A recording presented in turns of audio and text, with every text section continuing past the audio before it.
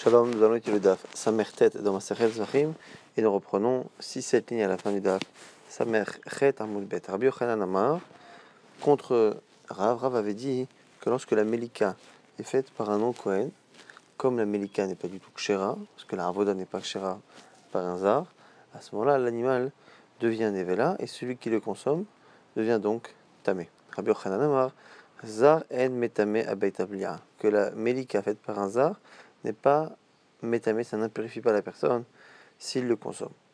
Par contre, sakin métamé abetavlia, par contre, si c'est avec un couteau, comme c'est marqué dans la Mishnah, oui, c'est métamé abetavlia. Et la Gemara maintenant reprend une raya, une preuve pour Rabbi Yochanan. Nan, kol absolim shemalku melikatan psula, tout, on a vu dans la Mishnah que tout ce qui était pasoul, et qu'on a fait la melika elle est psula. Bishlam al Rabbi Yochanan, kol letuyezar. Et la l'erav, kol latuyemai. On a vu dans la Mishnah, on a cité des cas où la melika ne fonctionnait pas et rendait l'animal impur. Et des fois, la melika ne fonctionnait pas, mais permettait tout de même à l'animal de ne pas être névéla, de ne pas impurifier celui qui le consomme. Or, le cas justement en question, le zar, sur lequel on a une marloquette, Rabbi Yochanan et Rav, le cas de zar n'a pas été rapporté. Simplement, dans les cas où justement on a cité les psulim sur lesquels justement il n'y avait pas de Touma, on a dit là-bas kol, tous les psulim. Et le fait de rajouter le mot kol, tous, vient en général rajouter un cas en plus qui n'est pas cité. Alors on a dit voilà, pour Rabbi Yochanan, ça va, ça rajoute le cas de Zar, c'est un cas en plus par rapport à la liste, qui lui également aura une melika qui n'est pas kshera, mais qui n'impurifiera pas la personne qui consomme après l'animal. Mais selon Rav, kol le'atouyé, que vient rapporter le mot kol? La Gemara propose le'atouyé small velaila. C'est pour rajouter le cas de small et laila, celui qui a fait avec la main gauche ou la nuit. La Gemara dit mais ça c'est marqué dans la Mishnah. Oui, mais c'est possible que dès le départ la kavana ait été ça et qu'après on le donne en détail. La Gemara aborde une autre preuve de la Mishnah. Tashma, c'est marqué à la fin. Ze'aklal, voici la règle. Kol shayab psul bakodesh et le mitamem egadim, tout korban dont le psul est venu du kodesh, à ce moment-là c'est pas métamé. Abet avlia. Bishlam al Rabbi Yochanan kol le'atouye zar et là les rav l'atouye même logique. L'expression à la fin ze'aklal, voici la règle. En général, la tendance à nous rajouter un cas puisque la règle d'une certaine manière on peut la comprendre des cas qui ont été cités précédemment. Et donc, forcément, il faut trouver un cas qui s'ajoute. Selon Rabbi Yochanan, ça va, ça rajoute le cas de Zar. Selon Rav, c'est plus problématique. La Gemara propose et dit que dans tous les cas, c'est pas évident de comprendre. Vélitamer, et même selon toi. Donc, même selon Rabbi Yochanan. Vélitamer. Shelo yapsulo bakodesh, le'atuyemai. Après avoir dit Zéaklal, voici la règle, on a aussi dit la règle de celui dont le soul n'est pas du Kodesh. Donc là aussi, il faut trouver un cas en plus. Ça rajoute quoi?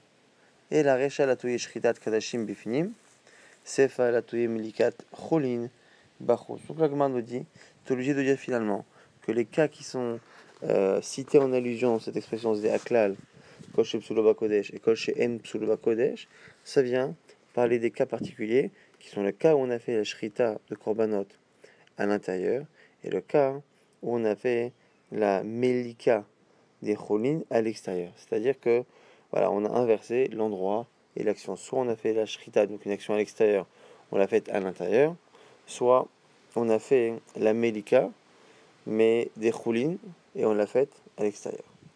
La Gemara nous dit qu'à la fin on a une braïta qui confirme ce que dit Rabbi Yochanan, Tania qui va de Rabbi Yochanan, melaka zar, melaka pasoul, la pigoul vananta vatame, en metamein abetavli. Ah, voici encore une liste qui n'est pas citée dans la Mishnah mais qui est dans cette braïta de cas où la melika ne peut pas rendre le korban caché, mais en tout cas il n'y aura pas de toum'a, d'impureté de nevela dessus.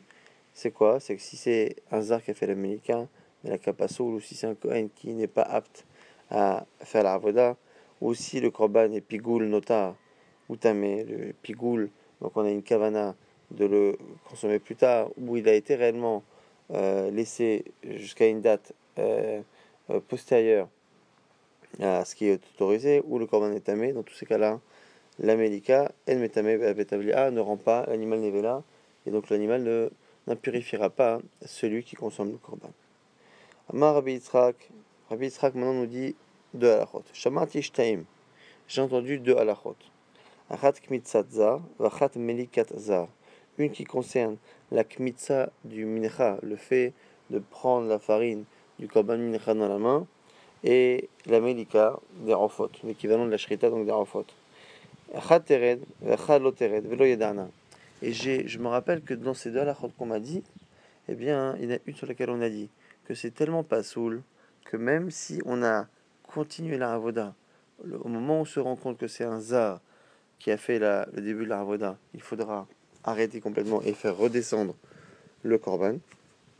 Et l'autre, où les khatrila, il ne faut pas le mettre sur misber, et si on l'a fait, on ne le descend pas. Et le yadana, je ne sais pas laquelle c'est. Est-ce que c'est la melika du zar qui est si stricte, ou est-ce que, au contraire, c'est que la mincha du zar? Amar Cheskia lui dit, Mistamra, la logique voudrait que kmitza tered melika lo tered. La logique voudrait que ce soit la kmitza qui soit si grave et qui fasse en sorte qu'on est obligé de reprendre la farine, même si elle a été déjà mise, alors que la melika, c'est les khatrila, mais que biarvad on la laisse. Pourquoi Maishna melika deshna bebama kmitza nami yashna bebama? La Gemara se pose la question, où est sa logique? Il a dit c'est logique, mais pourquoi? La Gemara veut dire quoi? Si c'est parce que la melika, elle existait à l'époque des Bamot, c'est-à-dire qu'à l'époque où il n'y avait pas de Beth Amikdash, on pouvait faire la Mélika par hasard. Kmitsadami Yeshna Bamama, bah c'est pareil pour la Kmitsa aussi à l'époque de la farine, pouvait se faire. La Gemara dit Vechi, Tema El Mincha Bebama. Et si tu veux me dire, oui, non, mais en fait, il n'y avait pas Bichelal de Korban Mincha à l'époque, dans les Bamot. Et non, en fait, Nami Bebama, la Gemara dit, mais si c'est ça, cette logique-là, si tu penses qu'il n'y a pas de mincha, tu penseras aussi qu'il n'y a pas de faute. Pourquoi? Amar Rav Shechet nous dit, il dit vrai, Oma yesh mincha bimama, yesh rafot bimama. Il remet en mincha, en rafot. Maïtam, la nous dit quoi? Que Rav Shechet a expliqué que la discussion sur est-ce qu'à l'époque des bamot avant le Beth Amikdash, est-ce qu'il y avait des menachot avec de la farine? Eh bien, si on pense qu'il y avait des menachot, on pense qu'il y avait également des rafot, donc des volailles. Si on pense qu'il n'y avait pas de menachot, il n'y avait pas également de volailles. Donc finalement, c'est sur le même plan. Donc soit on pense qu'il n'y a ni l'un ni l'autre, et à ce moment-là, on ne peut autoriser aucun cas, on ne peut pas, parce que la logique, encore une fois, étant de dire que si, à l'époque des Bamot, c'était autorisé les khatrila, et bien aujourd'hui, si on l'a fait, ça devrait être autorisé b'diavad. Si on pouvait faire cette avodal à l'époque par un non-Kohen, et bien aujourd'hui, même si on ne le fait plus, si on l'a fait, on devrait ne pas faire descendre le korban. Mais encore une fois, soit ça se faisait l'un ni l'autre, soit ça ne se faisait pas à l'époque, ni l'un ni l'autre, et donc il n'y a pas de raison du coup de faire une distinction. Pourquoi Maïtama, zvachim velo menachot, zvachim velo ofot. Soit tu fais une déduction du fait que dans les versets de la Torah qui parlent avant le Beth Amikdash, c'est marqué là-bas zvachim, les zvachim ça parle de la shrita, mais la shrita particulièrement du bétail. Et donc du coup le mot zvachim exclut autant les menachot que les enfot, et donc du coup, soit on dit que ce mot-là, il ne faut pas s'attacher à son sens précis, et donc ça inclut tout, soit il faut s'attacher à son sens précis, et à ce moment-là, ça exclut à la fois les enfot et à la fois les menachot. La Gemara dit, et la ema en kiddush bekli sharet bemincha bemama. La Gemara dit, peut-être que c'est parce qu'on pense qu'il y avait des menachot et des enfot.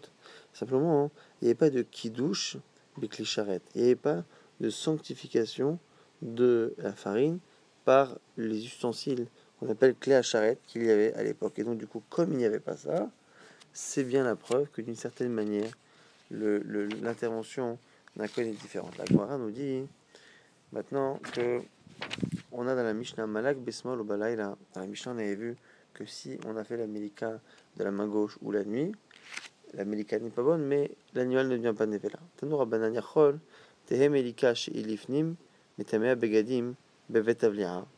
Talmudoma Nevela. On va essayer d'apporter la source à tout cela. La Braïta nous dit, est-ce que la Melika qui est faite à l'intérieur, est-ce que donc la Melika ici de Korbanot Psulim, est-ce que elle peut être Metamea Begadim? Est-ce que ça peut rendre la personne qui consomme tellement impure que même ses habits sont impurs? Tamulomar Nevela. L'expression nevela, montre que finalement, on va estimer que dans ce cas-là, il n'y aura pas de nevela. La Gemara dit Hanami nevelahi. La Gemara dit mais attends, même dans ce cas-là, c'est une nevela. C'est-à-dire que la Braïta a voulu répondre en disant que la Torah, lorsqu'elle interdit la nevela, elle interdit la vraie nevela. C'est marqué Vechol Nefesh. Hachet Tochal nevela ou trefa, Bezrach ou baguer. Tout celui qui consomme nevela ou trefa, à ce moment-là, il devra laver ses vêtements et sa chair. Et on veut partir du principe que nevela, c'est vraiment le cas de la vraie nevela, quoi. Et pas celle qui a eu Melika alors qu'il y avait un psoul. Là, il m'a dit, mais c'est pas vrai, parce que d'une certaine manière, cet animal-là, s'il n'est pas caché en tant que korban, bah, c'est une nevela. Donc un ami nevela, c'est pas une preuve. La Gemara dit non, je vais te dire en quoi on peut déduire dans cette braïta qu'effectivement, le cas où la melika est psoula, il n'y a pas de tumat nevela. Et là, tamoulomar trefa, parce que c'est marqué nevela ou trefa, les deux ensemble. Ma trefa, she'en materet et taïsou, de manière que trefa, ça parle d'un animal dont la blessure qu'il a eue et qui le rend trefa, dont la blessure n'a jamais eu la possibilité, la blessure elle-même n'autorise pas certaines halachot. C'est pas matière et isour. Afkol, pareil pour les autres interdits qu'on appelle ici nevela. Chez El Materet et isour, on ne dira pas qu'il y a un isour nevela ou trefa dès que le problème vient de quelque chose qui a autorisé une halacha. Yatsa meleka shilifnim, oevi materet et isour. Parce que la médica, elle vient autoriser d'une certaine manière un isour. Et comme la Mélika vient pour autoriser un issour, elle ne peut pas finalement créer un issour nevela. En metame begadim vetabli. Ah, donc c'est pas metame. Evi hamolek. Maintenant, celui qui est molek, kadashim bachut, qui fait des kadashim à l'extérieur, ou molek cholim ben mibifnim ben mibachut, ou celui qui fait la Mélika d'un animal cholin, soit à l'extérieur ou à l'intérieur, ou il vient matirer net issour, puisque la Mélika ici ne fait rien. Metamin begadim avet avlia, si oui, metame avet avlia. Donc dès qu'on a affaire à quelque chose qui est un korban, à partir du moment où c'est un korban et que c'est à l'intérieur, comme la Mélika a une possibilité d'être matière, certains interdits, même si à la base il y a un soul dans le korban, comme c'est matière des interdits, ça ne peut pas rendre l'animal nevela du fait justement qu'on est juxtaposé nevela ou tréfa ensemble. Tania Idach, on a une autre braïta qui dit Yachol te ishritat cholin lifnim, kadashim ben mevitim mibachut metame betablia, tamuloma nevela. La Gemara nous rapporte une autre braïta qui nous dit que est-ce que justement quand on fait la shrita des cholin à l'intérieur ou des kadashim à l'extérieur ou à l'intérieur, on aurait pu penser que c'est metame. La Gemara dit nevela. Donc nevela, ça s'entend que une nevela pure, pas ce cas-là. Anami nevela, la Gemara, la braïta pose la même question que dans la braïta précédente, mais finalement, ça aussi c'est nevela. Et là, tamuloma trefa. À cause de trefa, ma trefa shavim mifnim kebachut. La manière que trefa est quelque chose qui n'est pas lié à l'intérieur ou à l'extérieur du Beth Amikdash. Afkol, pareil pour les autres interdits. Et bien ici, shavot bifnim kebachut doivent être équivalents à l'intérieur et à l'extérieur. Il y a tsa shrita chulin bifnim.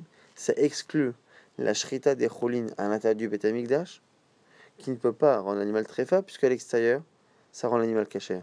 Les kadashim et les korbanot, ben mi bifnim, ben mi bachut, ou evelo shavu bifnim ke bachut, en metamin bagadim avet avlia. Ici, cette braïta pense que les kadashim ne pourront jamais devenir tamés, quel que soit l'endroit où on fait la médika, puisque ça ne sera jamais équivalent à l'intérieur et à l'extérieur. C'est ça qu'on apprend de tréfa. Donc on dit bish la macholin le shavu bifnim ke bachut. La Gemara dit ok, Cholin c'est pas équivalent. Et là Kadashim, il dit Ve'idi, Souliminhu. La Gemara dit mais attends, au final c'est faux. Parce que là ici, on parlait de Shrita. À partir du moment où les Kadashim ont fait la Shrita, que ce soit à l'intérieur ou à l'extérieur, c'est pas soul.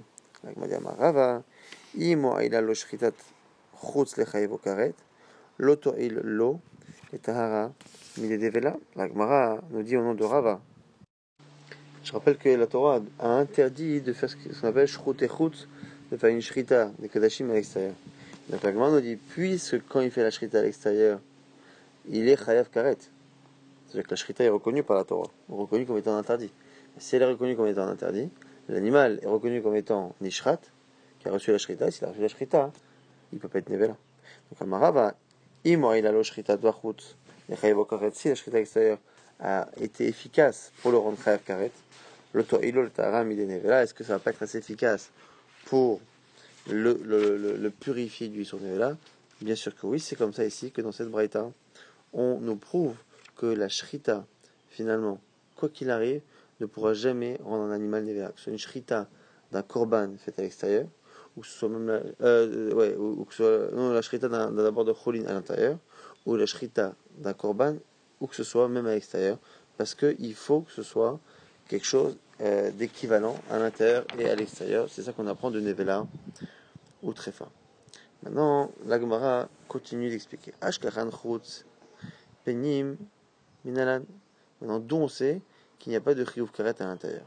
On m'a dit, velo shavo bifnim, que bachutz, puisque l'intérieur et l'extérieur c'est pas pareil, on ne pourra pas rendre nevela. La Gemara dit, yachim ala kadashim bachutz, namilo, velo shavo bifnim, que bachutz. La Gemara dit, si on fait ce jeu-là, pareil pour la melika, comme la melika à l'intérieur, ben c'est pas, ça rend pas nevela. À l'extérieur aussi, ça devrait pas rendre nevela.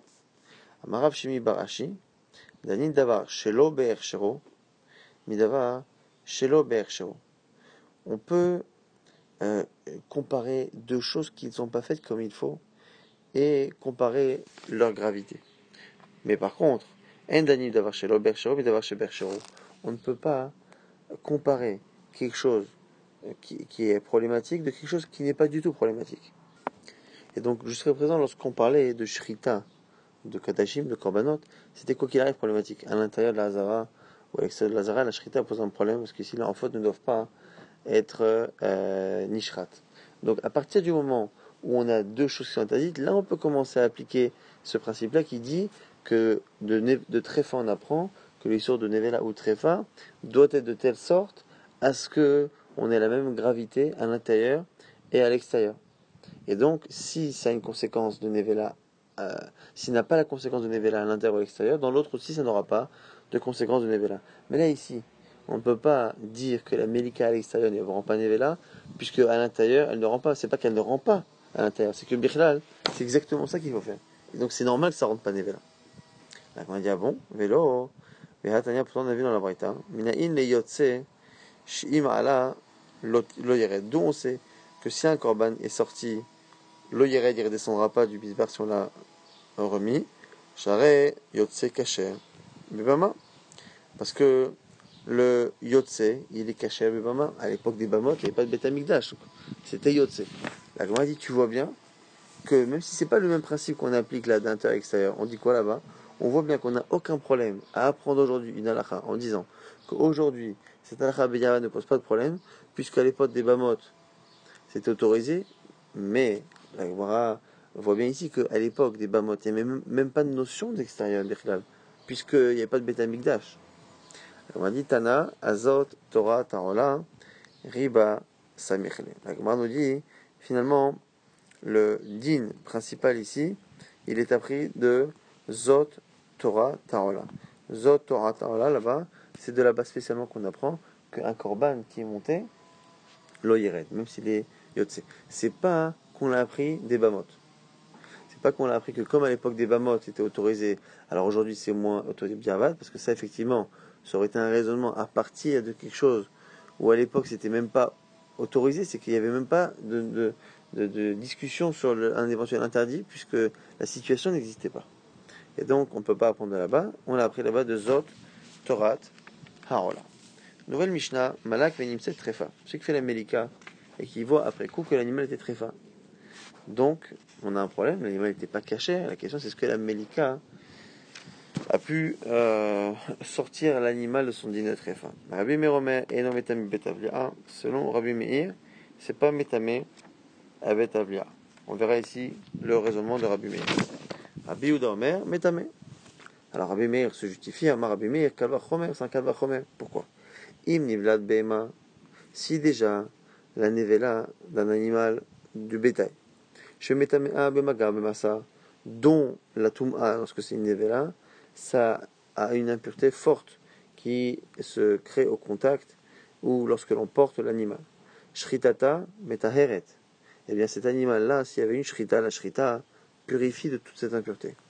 Trefata mitumata, nivlat ha'of, she'eno metame uvagar b'asa. Donc même si l'animal est trefa, un animal qui est en mauvaise santé, qui est blessé, qui ne tiendra pas l'année, cet animal-là, si on lui fait la shrita, ça lui enlèvera le Issour Nevela, alors que la Toum'a de Nevela est très très forte. Alors du coup, Nivla Ta'of, Shenom Etame Magar Bemasa, la Nevela d'un Off, dont l'impureté, si elle existait, serait moins forte, qu'il n'y a pas de Toumat Masa et Toumat Magar. Et nous dit, Shite Shritato, Betaeret Trifato Mitumata, a fortiori que sa shrita, on parle ici de la shrita, et non pas de la Melika pour l'instant, a fortiori que sa shrita la purifie du din de Nevela.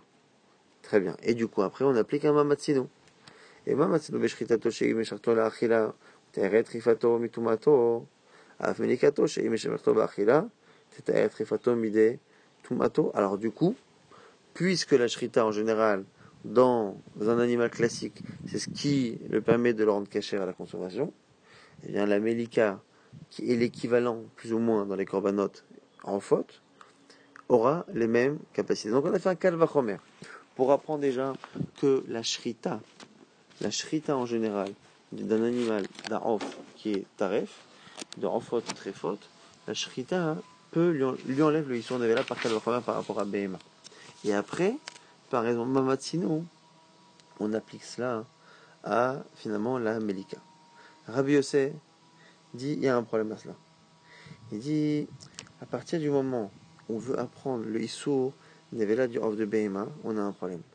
Rabbi Yossé Omer dayak nivlat Behema. Quand tu fais un raisonnement à Kalvachomer, tu ne peux pas arriver à avoir un résultat qui est plus fort que la source même de ce raisonnement Kalvachomer. Shritata, Betarta, Velomelikata, la fameuse Behema, qui est à la base de ce raisonnement. Rappelez-vous que la Behema, même si la Touma est très forte, la Shrita lui enlève la Touma Nevela. Eh bien, là-bas, la Melika ne marche pas. Et donc, si tu pars de cette Behema, et que tu fais un raisonnement a fortiori, et qu'après a fortiori tu le prolonges en disant c'est pareil pour la Melika, mais que tu arrives à un résultat qui fait que le sujet même dont on veut parler au final, c'est-à-dire le faute, arrive à avoir une purification par une Melika que la BMA qui est à l'origine du raisonnement, elle ne peut pas avoir, là tu te retrouves à avoir une contradiction dans un principe clair du Kalvachomer, c'est Dayo, les Baminadin, Iyot Kenidon. Celui qui vient apprendre une halakha d'un autre par raisonnement fortiori, il lui suffit d'être comme celui qui est à l'origine, mais pas plus. Et donc, j'en ai un exemple. On dit en général, voilà, si déjà dans ce cas-là ça marche, dans ce cas-là encore plus. Mais quand on dit encore plus, on ne dira jamais plus. On dira au moins autant, et donc autant. On n'ira pas au-delà de la source. Et donc du coup, c'est comme ça que Rabbi aussi objecte au raisonnement Kalvachomer Mamatino de Rabbi Meir. Et la Gemara s'étonne. Et quoi, Rabbi Meir, il n'est pas d'accord avec cette logique? Mais Rabbi Meir, l'autre d'Arish Dayo, est-ce que Rabbi Meir, il n'est pas d'accord avec cette logique de Dayo? C'est-à-dire qu'il lui suffit, c'est la contraction de cette phrase-là, il suffit à la halakha qu'on vient d'apprendre d'être comme celui dont il apprend. Vers Dayo de Raitahu. Pourtant, Dayo, c'est un raisonnement qui est écrit dans la Torah. Tanya, c'est marqué dans une braïta midin, Kalvachomer Ketzad. Kalvachomer, d'où on l'apprend. Vayomer Hashem el Moshe, Ve'avia Yarok Yarak Befania, Alot Ikalem Shivat Yamim. C'est marqué là-bas au sujet de Myriam, la Nevi'a, qui avait émis plus ou moins une critique par rapport à Moshe Rabbeinu, et qui a été finalement rendu d'une certaine manière impur, qui a eu Toumat Sarat, et qui n'a pas pu bouger, qui est resté en quarantaine pendant une semaine, 7 jours. Et Hachem explique pourquoi cette sanction. Il dit voilà, si elle avait fâché entre guillemets son père, à ce moment-là, elle aurait été exclue 7 jours. Et bien, a fortiori, quand c'est vis-à-vis d'Akadosh Baruch Hu qu'elle a fauté. Ce qui est intéressant, c'est que on s'arrête à 7. Donc on a dit Kalvachomer, les Shrina, Arba Asarion, normalement pour la Shrina, pour Akadosh Baruch Hu, on aurait dû doubler. Alors, doubler, pourquoi doubler? Il y en a qui disent que c'est parce que le Midrash qui dit que Akadosh Baruch Hu est associé avec les parents dans la création de l'enfant, on dit que chaque parent donne une part, donne 5 choses, et Akadosh Baruch Hu donne 10. Et donc d'une certaine manière, il donne finalement le double du père et le double de la mère. Et donc c'est pour ça que si on devait, vis-à-vis de son père, être puni 7 jours pour un manque de respect, pour Akadosh Baruch Hu, ça aurait dû être 14 jours. Or, on voit encore une fois qu'il applique la même chose. Donc il y a d'ailleurs, et là d'ailleurs, les Baminadine, il y a Kenidon, tu vois bien qu'il suffit de rester comme le sujet qui nous permet d'apprendre. Amar Rabbi aussi, Baravin, Rabbi Meir, Kra'ashkach vekadarash. La Gemara nous dit non, mais Rabbi Meir, il avait inversé, c'est pour cela que ça ne lui pose pas de problème. Zot Torah ta behema ve'aof. Voici la règle de la behema et du off, du bétail, du gros bétail. Et dire en faute, on compare les deux. Vechi be'ezot Torah. Shafta behema la'of ve'of la behema. Pourquoi les avoir comparés les deux? Dans quel sujet, dans quel halakha on a finalement une équivalence entre les deux? Behema metame abu magar bemasa. Les gros bétails, la touma, elle va jusqu'à la personne qui touche ou qui porte l'animal. Alors que les en faute, c'est faux, c'est pas le cas. Et non metame magar bemasa. Oh, metame gadim betavlia, bemaina metame gadim betavlia. Les en faute, celui qui les consomme, ses habits seront impurs, alors que c'est pas le cas pour la behema. Et là, l'homme alecha. Alors à quoi sert cette comparaison?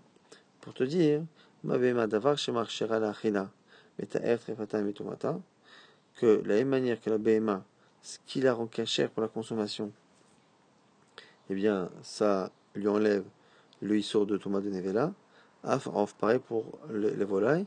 D'abord, chez Marchir Bachila, Meter Trefato Mitumata, eh bien, ce qui le rend cachère à la consommation, en l'occurrence dans les Kadashim, ce sera la Melika, ça va lui enlever le issour, Nevela, quoi qu'il arrive, même si c'est très fin.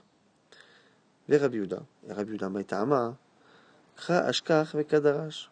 Finalement, lui, il te dit qu'il est inversé, et ce verset-là lui permet d'être d'orège différemment. Nevela, Trefa. C'est marqué, Kol Nefesh, Asher Tochal Nevela, Trefa, le fameux verset qu'on a cité tout à l'heure, qui compare Nevela à Trefa. Le Rabbi Yehuda, Trefa la Manemra. On a dit, pourquoi on a parlé de Trefa ici?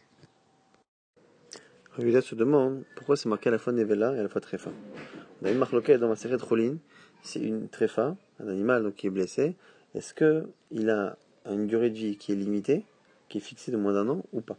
Et en fonction de ça, il va avoir son statut plus ou moins de Nevela dès le départ ou après sa mort. Alors, im tréfa chaya, si on estime que tréfa, elle peut vivre longtemps. Alors, Nevela mourra. Alors, à ce moment-là, quand elle ne sera interdite que quand elle va mourir, et elle rentrera dans Nevela.